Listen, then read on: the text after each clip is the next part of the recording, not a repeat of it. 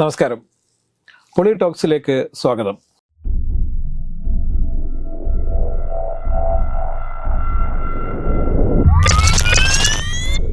നമസ്കാരം. നമസ്കാരം. ഈ കോൺഗ്രസ്സുകാർക്ക് ഒട്ടും ആത്മവിശ്വാസമില്ല എന്നാണല്ലോ പറയുന്നത്. എനിക്കിത് എത്ര ആലോചിച്ചിട്ട് മനസ്സിലാവുന്നില്ല. ഇപ്പം കെ മുരളീധരനും ആത്മവിശ്വാസമില്ല, ഭയങ്കരമായ ആത്മവിശ്വാസം ഉണ്ടായിരുന്നു. എം കെ രാഘവനും ആത്മവിശ്വാസമില്ല. ഇത് പെട്ടിലായി കഴിയുമ്പോൾ ഇവർക്ക് എന്താ ഈ ആലോചിച്ച് കൂട്ടുന്ന ആത്മവിശ്വാസമൊക്കെ എനിക്ക് മനസ്സിലാവുന്നില്ല. ജയിക്കുക നോക്കുകയൊക്കെ ഇനി എണ്ണിക്കഴിഞ്ഞിട്ടുള്ള കാര്യമല്ലേ. അതിനുള്ള ക്ഷമയില്ല എന്നുള്ളതാണ് വിഷയം. മറിച്ച് മാത്രമല്ല, ഈ ഇവരുടെ യോഗത്തിൽ വെച്ചുണ്ടായ ഈ കശവിശയാണ്. പലരും ആത്മാർത്ഥയോടെ പ്രവർത്തിച്ചിട്ടില്ല, പിന്നെ പ്രതീക്ഷ രീതിയിൽ പ്രവർത്തിച്ചിട്ടില്ല, വിജയത്തിനായി പ്രവർത്തിച്ചിട്ടില്ല എന്നൊക്കെ പറഞ്ഞു. അല്ല, അങ്ങനെ ഇപ്പൊ മുരളിയൊക്കെ പറയാൻ തുടങ്ങിയാലേ അത് തന്നെയല്ലേ പത്മജ പറഞ്ഞത് നേരത്തെ. അതന്നെ പത്മജ ആദ്യം പറഞ്ഞിട്ടുണ്ട് മുരളിയേട്ടൻ തോൽപ്പിക്കും. മുരളിയേട്ടൻ ജയിപ്പിക്കാൻ വേണ്ടിയിട്ടല്ല തൃശ്ശൂർ കൊണ്ടുവന്നെന്നും മുരളിയേട്ടനെ തോൽപ്പിക്കാൻ വേണ്ടിയിട്ടാണ് കൊണ്ടുവന്നിരിക്കുന്നത്. കൂടെ നടക്കുന്നവരൊക്കെ സൂക്ഷിച്ചോളൂ, നിങ്ങൾ തോൽപ്പിക്കും, അതാണ് ഇവരുടെ പാരമ്പര്യം എന്ന് അനുഭവത്തിന്റെ വെളിച്ചത്തിലാണ് ഞാൻ പറയുന്നതാണ് പറഞ്ഞത്. യഥാർത്ഥത്തിൽ അതിലേക്കാണോ നടക്കുന്നത് എന്ന് നമ്മൾ എനിക്ക് ഈ ചർച്ചകളിൽ നിന്ന് വളരെ അനാവശ്യമായ ചർച്ചകളായിട്ട് എനിക്ക് തോന്നുന്നത്. കാരണം ഇനിയിപ്പോ എന്തായാലും 4-4 തീയതി വരെ കാത്തിരിക്കല്ലാതെ വേറെ ഒരു വഴിയില്ല. അല്ല, കൃത്യം ഒരു മാസം ഇനിയുണ്ട്. അതിനുവേണ്ടി അത് പിന്നെ വാർത്ത കൊടുക്കാനാണെങ്കിൽ കുഴപ്പമില്ല. ഇങ്ങനത്തെ വാർത്തകളൊക്കെ വന്നു പോയാൽ ഇതിപ്പോ ആർക്കറിയാൻ പറ്റും ഇത് ഏത് വോട്ട് എന്ത് നടന്നു എന്നൊന്നും. അല്ല, ഇപ്പൊ ഈ ഇന്ന് മുരളീധരൻ ഇത് കഴിഞ്ഞിട്ട് ഏതാണ്ട് ഒരു 2 മണിക്കൂറിന് ശേഷം ഒരു വാർത്താ സമ്മേളനം നടത്തി. അദ്ദേഹം പറയുന്നത് അങ്ങനെ ഒരു ചർച്ച നടന്നിട്ടില്ലെന്നും. ഇല്ല, ചർച്ച നടന്നില്ല എന്ന് പറയുമ്പോൾ തന്നെ പുള്ളി വേറൊരു കാര്യം കൂടി പറയുന്നുണ്ട്. ഈ നമ്മൾ അടച്ചിട്ട റൂമിൽ നടത്തിയ ഇത്തരത്തിലുള്ള സംഭാഷണങ്ങൾ എങ്ങനെയാണ് നിങ്ങൾക്കറിയാവുന്നത്, അവിടെയാണ് വിഷയം. അല്ലാണ്ട് ചർച്ച നടന്നോ ഇല്ലയോ എന്നുള്ളതിനേക്കാണ് അപ്പുറം. അല്ല, അയൺ കർട്ടന്റെ പിന്നിൽ നടന്നതാണല്ലോ പണ്ട് CPM ചർച്ച. അതെ, എന്നിട്ട് അത് പുറത്തു വന്നിട്ടുണ്ട്. അപ്പം കോൺഗ്രസ് എന്ന് പറഞ്ഞാൽ ഇപ്പം 14 പേരാ ഉള്ളെങ്കിൽ അതിൽ 13 പേരും വാർത്തകൾ ചോർത്തി കൊടുക്കും. കാരണം ഈ വാർത്ത ചോർത്തി കൊടുക്കാതെ ചിലപ്പോൾ മുരളീധരൻ മാത്രമായിരിക്കും. അതുകൊണ്ട് കോൺഗ്രസിനെ സംബന്ധിച്ചിടത്തോളം വലിയ ആത്മവിശ്വാസം പ്രകടിപ്പിച്ചിരുന്ന തെരഞ്ഞെടുപ്പാണ് ഈ നടന്നത്. ഈ തെരഞ്ഞെടുപ്പിന് ശേഷവും കുറച്ചു കാലമായിട്ട് ആരും വേണ്ടിയിട്ടുണ്ടായിരുന്നില്ല. ഇപ്പൊ തെരഞ്ഞെടുപ്പ് നടന്നത് ഇന്നലെയൊന്നുമല്ലല്ലോ. തെരഞ്ഞെടുപ്പ് 26-ാം തീയതി നടന്നതാണ്. ആ 4-8 ദിവസം കഴിഞ്ഞപ്പോഴാണ് പലർക്കും ബോധോദയം ഉണ്ടായത്. പല സ്ഥലങ്ങളിലും വേണ്ട രീതിയിൽ പ്രവർത്തിച്ചിട്ടില്ല, ആളുകൾ പ്രവർത്തിച്ചിട്ടില്ല. അപ്പം എം കെ രാഘവൻ എല്ലാ കാലത്തും പറയുന്നതാണ് അവിടെ ചില നേതാക്കന്മാർ സജീവമായി പ്രവർത്തിച്ചിട്ടില്ല, അല്ലെങ്കിൽ തനിക്കെതിരായി ചില അട്ടിമറികൾ ഉണ്ടാക്കാൻ വേണ്ടി ചില നേതാക്കന്മാർ. തെരഞ്ഞെടുപ്പ് ഫ്രെയിമിൽ പറഞ്ഞുകൊണ്ടിരുന്ന മുഴുവൻ UDF ഒറ്റക്കെട്ടാണ്, കോൺഗ്രസ് ഒറ്റക്കെട്ടാണ്, അതുകൊണ്ട് ഞാൻ വലിയ മാർജിനിൽ ജയിക്കും എന്നൊക്കെ പറഞ്ഞിരുന്ന ആള് പെട്ടെന്ന് എങ്ങനെയാണ് ഈ അവസ്ഥയിലേക്ക് മാറുന്നത്? ഇങ്ങനെയൊക്കെ പറയേണ്ട കാര്യം. അല്ല, ഇതിൽ ഇവര് ഈ പ്രിക്കോഷൻ ആണ് ഇത്. ശരിക്കും പറഞ്ഞാൽ ഏതെങ്കിലും രീതിയിൽ തോൽക്കുകയാണെങ്കിൽ പിന്നീട് ഇത് വലിയ കലാപമായി ഉയർത്തിക്കൊണ്ടുവരാൻ വേണ്ടിയുള്ള ഒരു ശ്രമത്തിന്റെ ഭാഗമായിട്ടാണ്. ഇപ്പൊ മുരളീധരനെ സംബന്ധിച്ചിടത്തോളം തൃശ്ശൂരിൽ നേരത്തെയും തോറ്റ ചരിത്രമുണ്ട്. വടക്കാഞ്ചേരിയിൽ തോറ്റതാണല്ലോ കോൺഗ്രസിന്റെ ചരിത്രം തന്നെ മാറ്റിമറിച്ച തോൽവി. ഏതാണ്ട് അതിന് തത്തുല്യമായ ഒരു അതില് കോൺഗ്രസ് തുടർച്ചയായി ജയിച്ചു വരുന്ന സീറ്റിലാണ് ഈ വടക്കാഞ്ചേരി തോറ്റത്. അല്ല, അത് അവിടുത്തെ സിറ്റിംഗ് MLA ആയിരുന്ന ബലറാമിനെ രാജിവെപ്പിച്ച് എന്നിട്ട് ഇദ്ദേഹം ഒരു ഉപതെരഞ്ഞെടുപ്പ് ഉണ്ടാക്കി, കൃത്രിമമായ ഒരു ഉപതെരഞ്ഞെടുപ്പ് ഉണ്ടാക്കി മത്സരിക്കുകയായിരുന്നു. കാരണം അദ്ദേഹം മന്ത്രിയായിരുന്നു ആ സമയത്ത്. മന്ത്രിസ്ഥാനത്ത് തുടരണമെങ്കിൽ 6 മാസത്തിനുള്ളിൽ അദ്ദേഹം നിയമസഭാംഗമാവണം എന്നുള്ളത് കൊണ്ട് അദ്ദേഹം ജയിക്കാൻ വേണ്ടി നടത്തിയ വലിയ ശ്രമത്തിൽ ഏറ്റുവാങ്ങിയൊരു പരാജയമായിരുന്നു. ഈ തെരഞ്ഞെടുപ്പിൽ ഇതേ സംബന്ധിച്ചിടത്തോളം മുരളീധരൻ ഈ തെരഞ്ഞെടുപ്പിൽ തോറ്റുപോയാലും ആസ് എ പേഴ്സൺ എന്നുള്ള രീതിയിൽ മുരളീധരന് കുഴപ്പങ്ങളൊന്നും ഉണ്ടാവില്ല എന്ന് മാത്രമല്ല, ഒരു സഹതാപ തരംഗം ഉണ്ടാവുകയും അടുത്ത നിയമസഭാ ഇലക്ഷനിൽ അദ്ദേഹം മത്സരിച്ച് എവിടെന്നെങ്കിലൊക്കെ വിജയിച്ചു വരികയും ചെയ്യും. അദ്ദേഹത്തിന് ദീർഘകാലമായിട്ടുള്ള ആവശ്യമാണ്. തിരുവനന്തപുരത്ത് പറഞ്ഞ പോലെയാണ്, വിഷു വരും തിരുവോണം വരും, പിന്നെ ആർക്കറിയാം. അത് പുള്ളി കഴിഞ്ഞ പ്രാവശ്യം വടകരയിൽ ഞാൻ ഇനി മത്സരത്തിന് ഇല്ലെന്നും പാർലമെന്റിലേക്ക് പോകാൻ എനിക്ക് താല്പര്യമില്ലെന്നും സ്റ്റേറ്റ് പൊളിറ്റിക്സിലേക്ക് വരാനാണ് ഞാൻ ഇഷ്ടപ്പെടുന്നതെന്നും അദ്ദേഹം പറഞ്ഞിട്ടുണ്ടായിരുന്നു. ഞാനുമായി നടത്തിയൊരു അഭിമുഖത്തിലും അദ്ദേഹം ഇക്കാര്യം ആവർത്തിച്ചിട്ടുണ്ടായിരുന്നു. എനിക്ക് കുറച്ചുകൂടി സ്റ്റേറ്റ് പൊളിറ്റിക്സിൽ പ്രവർത്തിക്കാനാണ് താല്പര്യമെന്നും സ്റ്റേറ്റ് പൊളിറ്റിക്സ് എന്നെ ആവശ്യപ്പെടുന്നു എന്നാണ് പുള്ളി പറഞ്ഞത്. സ്റ്റേറ്റ് പൊളിറ്റിക്സിൽ ശരിക്കും കരുത്തനായ ചില നേതാക്കന്മാരുടെ അഭാവം ഉണ്ടെന്നും അതുകൊണ്ട് സ്റ്റേറ്റ് പൊളിറ്റിക്സിലേക്ക് വരാൻ വേണ്ടി എനിക്ക് താല്പര്യം. മുരളി KPCC പ്രസിഡന്റ് ആയി വരാനൊക്കെ അതിനൊന്നും സംശയമില്ല. പക്ഷെ അതിന് ഈ തെരഞ്ഞെടുപ്പ് കഴിഞ്ഞ് വോട്ട് ലോക്കറിൽ ഇരിക്കുമ്പോഴത്തേക്കും അവിടെ ഇത്തരത്തിലുള്ള വർത്തമാനങ്ങൾ ഉണ്ടാക്കുന്നതും ഇത്തരത്തിലുള്ള അത് റിസൾട്ട് വന്നു കഴിഞ്ഞാൽ നമുക്ക് മനസ്സിലാക്കാം ഈ ആളുകൾ പ്രവർത്തിച്ചില്ല എന്നും ചതിച്ചു എന്നും ഒക്കെ പറയുന്നത് മനസ്സിലാക്കാം.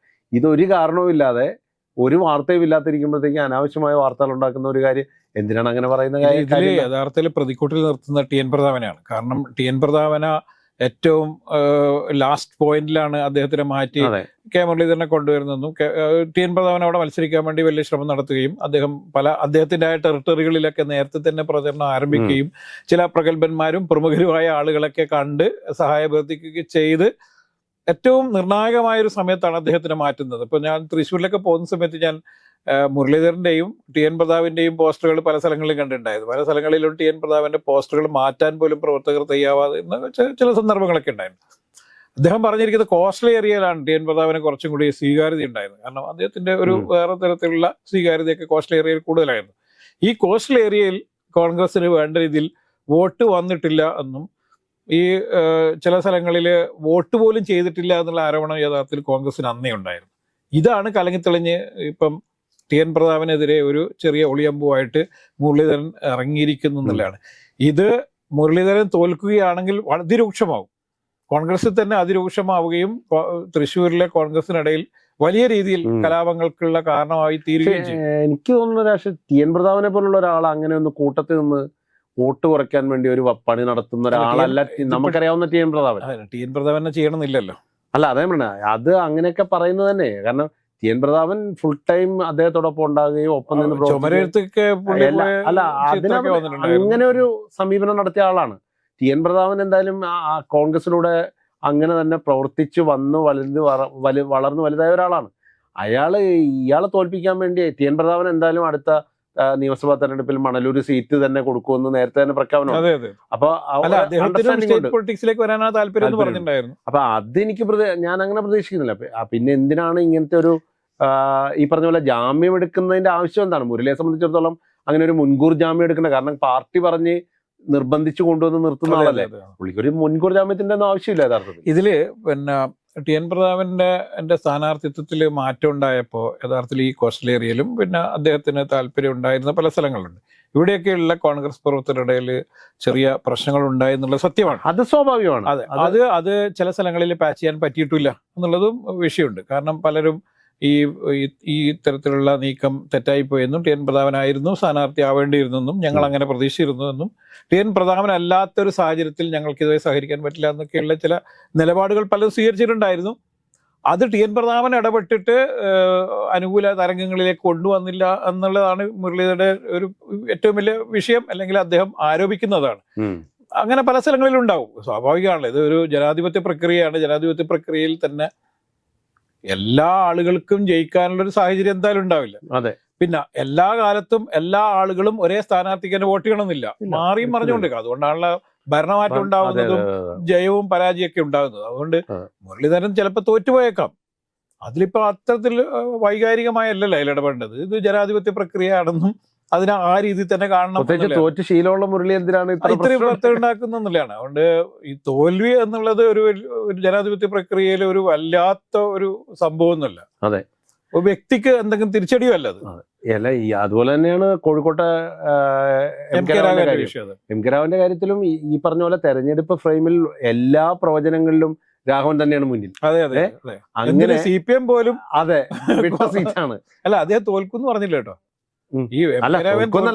എന്തിനാണ് അത്തരത്തിലൊരു ഇതുണ്ടാക്കുന്ന ഒരു ലീഡർ അല്ലേ പുള്ളിക്കാരൻ? ഈ തെരഞ്ഞെടുപ്പിന്റെ എല്ലാം കഴിഞ്ഞു കഴിഞ്ഞിട്ട് അത്തരത്തിലൊരു ഈ എന്താ ആളുകളുടെ ഇടയിൽ സംശയങ്ങൾ ഉണ്ടാക്കുന്ന രീതിയിൽ സംസാരിക്കും. പ്രത്യേകിച്ച് അത് ഏറ്റവും കൂടുതൽ ബാധിക്കുക പ്രവർത്തകരെയാണ്. ഒപ്പം നിന്ന് വെയിലത്ത് നടന്ന് പ്രവർത്തിച്ച ആളുകൾ. ഇതിലിപ്പോ എം കെ രാഘവന്റെ വിഷയത്തിൽ എനിക്ക് തോന്നിയിട്ടുള്ള സംഭവം എന്ന് പറഞ്ഞാൽ, എം കെ രാഘവൻ വളരെ ശക്തനായ എ ഗ്രൂപ്പ് വക്താവാണ്. ദീർഘകാലമായി എ കെ ആന്റണിയുമായിട്ട് വളരെ അടുത്ത ബന്ധമുണ്ടായിരുന്നതാണ്. ഉമ്മൻചാണ്ടിയായിട്ട് ബന്ധമുണ്ടായിരുന്നതാണ്. എ കെ ആന്റണി നിശബ്ദനായി, അയാൾ സജീവ രാഷ്ട്രീയത്തിലില്ല. ഉമ്മൻചാണ്ടി ഇപ്പൊ നമ്മളോടൊപ്പം ഇല്ല. അപ്പൊ എന്നൊക്കെ പറയുമ്പോൾ ഈ എ ഗ്രൂപ്പ് യഥാർത്ഥത്തിൽ ഇപ്പൊ ഏതാണ്ട് നാഥനില്ലാത്തൊരവസ്ഥയിലാണ്.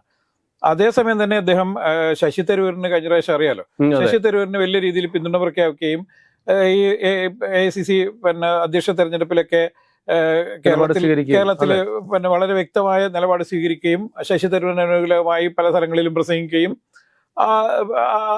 ദേശീയ നേതൃത്വത്തിന്റെയും ഒപ്പം തന്നെ സ്റ്റേറ്റ് നേതൃത്വത്തിനൊക്കെ എതിരായ ചില നിലപാടുകളൊക്കെ സ്വീകരിച്ചിരുന്ന നേതാവ്. അപ്പൊ സ്വാഭാവികമായിട്ടും എം കെ രാഘവനെതിരെ ചില മൂവ്മെന്റുകൾ കോൺഗ്രസിൽ നിന്ന് ഉണ്ടാവണം എന്ന് തന്നെയാണ് വിശ്വസിക്കുന്നത്. പക്ഷേ അതൊക്കെ ഇലക്ഷന്റെ റിസൾട്ട് വരികയും അനലൈസ് ചെയ്യുകയൊക്കെ ചെയ്തതിന് ശേഷം പറയുന്നതിന് പകരം ഉള്ളൂ. എന്തിനാണ് ഇപ്പൊ പറഞ്ഞതെന്നുള്ളതിനെ കുറിച്ച് അറിയില്ല. എന്തായാലും മുരളീധരൻ ഈ ആരോപണം ശരിയല്ലെന്നും അത് തിരുത്തിയിട്ടുണ്ട്. എം കെ രാഘവൻ ഈ നിമിഷം വരെ തിരുത്തിയില്ല, നാളെ തിരുത്തുമായിരിക്കും, ചിലപ്പോൾ നമുക്കറിയില്ല. പക്ഷെങ്കിൽ പോലും കോൺഗ്രസിനുള്ളിൽ എന്തോ ഒരു ചെറിയ ഭയം ഇപ്പോ വന്നുകൂടിയിട്ടുണ്ട്.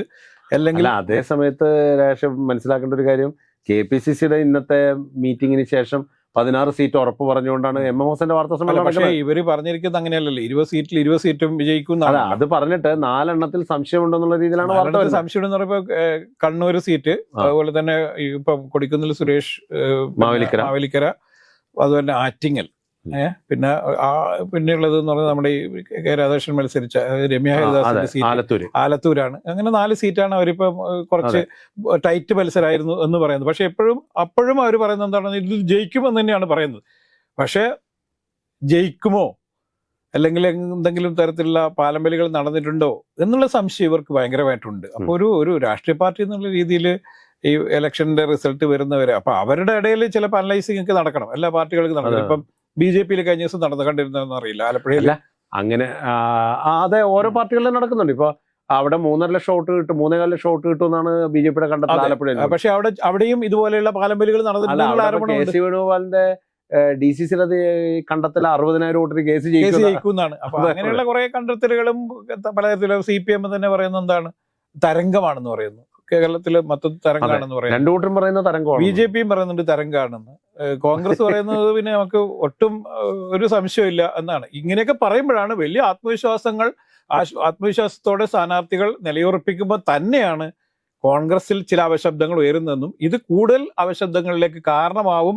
നാളെ വലിയ രീതിയിലുള്ള ചർച്ചയും കോൺഗ്രസിൽ വീണ്ടും വലിയ രീതിയിലുള്ള ഗ്രൂപ്പിസവും തമ്മിലടിയിലേക്കൊക്കെ ചിലപ്പോ ഗ്രൂപ്പ് മൂപ്പന്മാരാകാനുള്ള ഒരു ശ്രമം കൂടി അല്ല. അതാ ഞാൻ നേരത്തെ പറഞ്ഞത്, ഈ ചില ഗ്രൂപ്പുകളിൽ നാഥനില്ലാത്ത സാഹചര്യങ്ങളൊക്കെ ഉണ്ട്. അപ്പൊ ഇവർ ബഹളം ഉണ്ടാക്കുന്നവനെ ആളുകൾ തിരിച്ചറിയൂ എന്നുള്ളൊരു കൺസെപ്റ്റ് കോൺഗ്രസ് നേരത്തെ ഉണ്ട്.